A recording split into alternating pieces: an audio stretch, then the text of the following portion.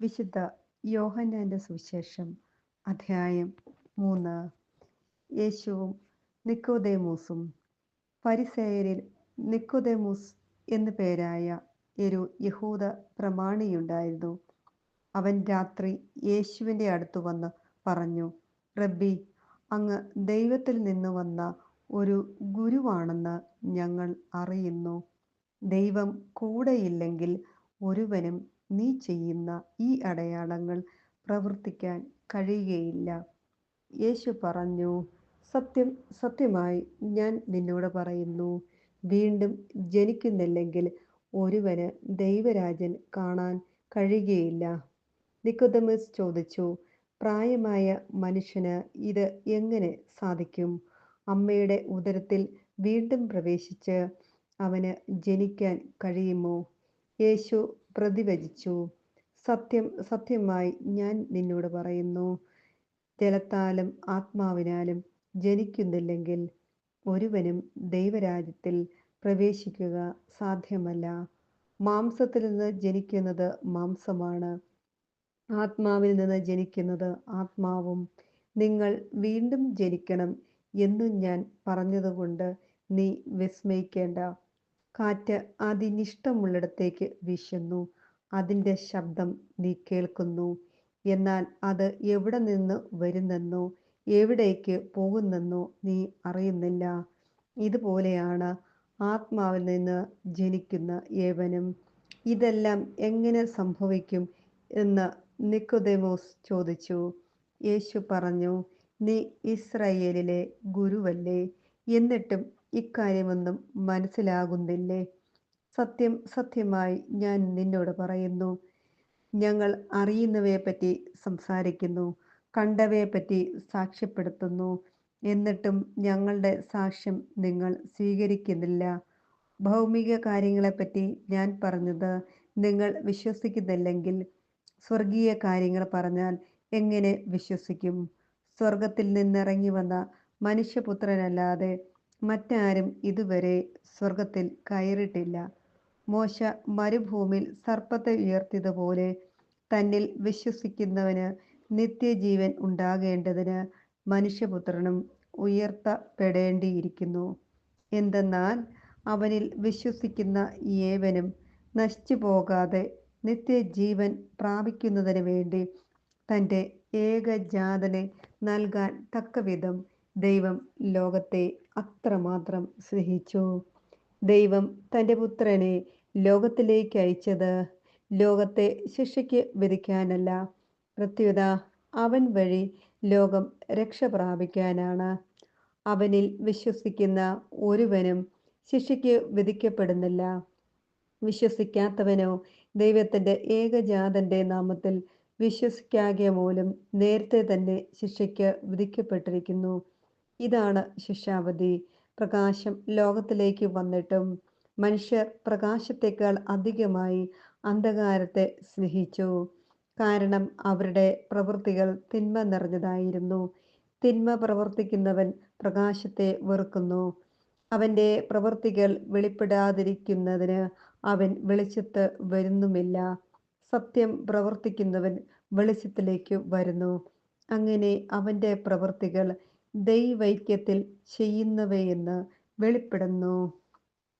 സ്നാപകന്റെ ദൗത്യം. ഇതിനു ശേഷം യേശുവും ശിഷ്യന്മാരും യൂദയ ദേശത്തേക്ക് പോയി. അവിടെ അവൻ അവരോടൊത്ത് താമസിച്ചു സ്നാനം നൽകി. സാലിമിനടുത്തുള്ള ഏനോനിൽ ധാരാളം വെള്ളമുണ്ടായിരുന്നതിനാൽ അവിടെ യോഹന്നാനും സ്നാനം നൽകിയിരുന്നു. ആളുകൾ അവൻ്റെ അടുത്ത് വന്ന് സ്നാനം സ്വീകരിച്ചിരുന്നു. യോഹന്നാൻ ഇനിയും കാരാഗൃഹത്തിൽ അടക്കപ്പെട്ടിരുന്നില്ല. അവൻ്റെ ശിഷ്യന്മാരും ഒരു യഹൂദനും തമ്മിൽ ശുദ്ധീകരണത്തിനെ പറ്റി തർക്കമുണ്ടായി. അവർ യോഹന്നാനെ സമീപിച്ചു പറഞ്ഞു, ഗുരു, ജോർദാന്റെ അക്കരെ നിന്നോട് കൂടെയുണ്ടായിരുന്നവൻ നീ ആരെപ്പറ്റി സാക്ഷ്യപ്പെടുത്തിയോ അവൻ ഇതാ ഇവിടെ സ്നാനം നൽകുന്നു, എല്ലാവരും അവൻ്റെ അടുത്തേക്ക് പോവുകയാണ്.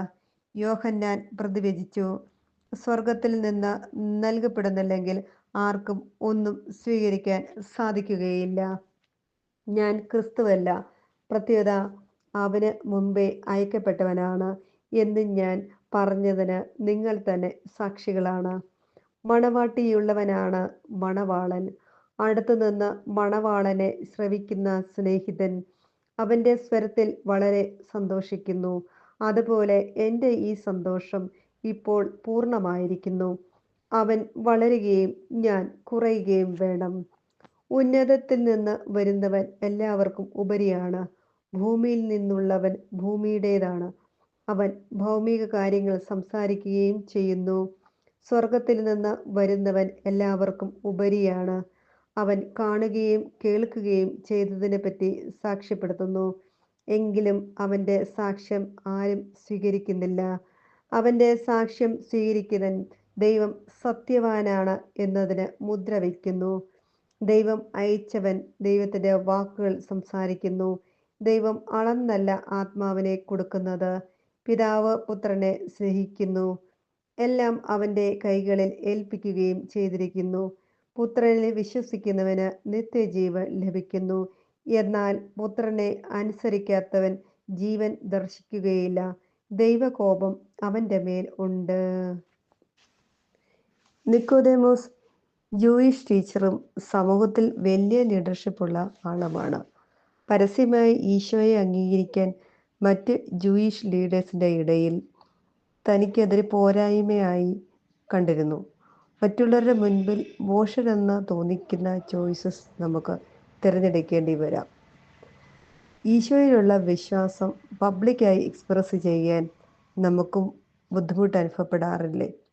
കത്തോലിക്ക സഭ നമ്മെ പഠിപ്പിക്കുന്ന മാമോദീസായിലൂടെ നമ്മൾ ദൈവവുമായുള്ള ബന്ധത്തിലേക്ക് വരുന്നു.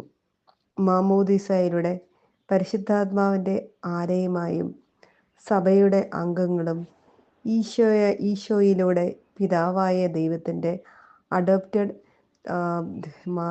ഡോക്ടേഴ്സും സൺസുമായി നമ്മൾ മാറുന്നു. സഭയിലെ പരിശുദ്ധ കുർബാനയും മറ്റു കൂദാശയിലൂടെ നമ്മൾ വീണ്ടും വീണ്ടും നമ്മൾ സ്നാനപ്പെടുകയാണ്. പിതാവിൻ്റെയും പുത്രൻ്റെയും പരിശുദ്ധാത്മാവിൻ്റെ നാമത്തിൽ സ്നാനപ്പെടുകയും ഈശോയിൽ ജീവിക്കുകയാണ് ചെയ്യുന്നത്. അപ്പോൾ നമ്മുടെ വിശ്വാസം എപ്പോഴും നമ്മൾ വിശ്വാസ പ്രമാണം ചൊല്ലുമ്പോഴൊക്കെ നമ്മുടെ വിശ്വാസം നമ്മൾ ഏറ്റുപറയുന്നുണ്ട്. അപ്പോൾ നമ്മൾ ഈശോയായിട്ടൊരു നല്ലൊരു ബന്ധം എപ്പോഴും ഹൃദയത്തിൽ തമ്പുരാനോടൊരു ബന്ധം സൂക്ഷിക്കുക. അപ്പം ഈശോ എൻ്റെ ഈശോ എന്ത് ചെയ്യുന്നതിനും എൻ്റെ ഈശോ ഞാനത് ചെയ്യാൻ പോവുകയാണ്, എൻ്റെ കൈ ഒന്ന് പിടിച്ചോളെ എന്ന് പറഞ്ഞാൽ കുഞ്ഞു പ്രാർത്ഥന നമ്മളെ ഈശോ കൂടെ നടക്കുന്നൊരു അനുഭവത്തിലേക്ക് കൊണ്ട് നടക്കും. ഈശോയെ ഈ വചനം കേൾക്കുന്ന എല്ലാവരെയും സമൃദ്ധമായി അനുഗ്രഹിക്കണമേ.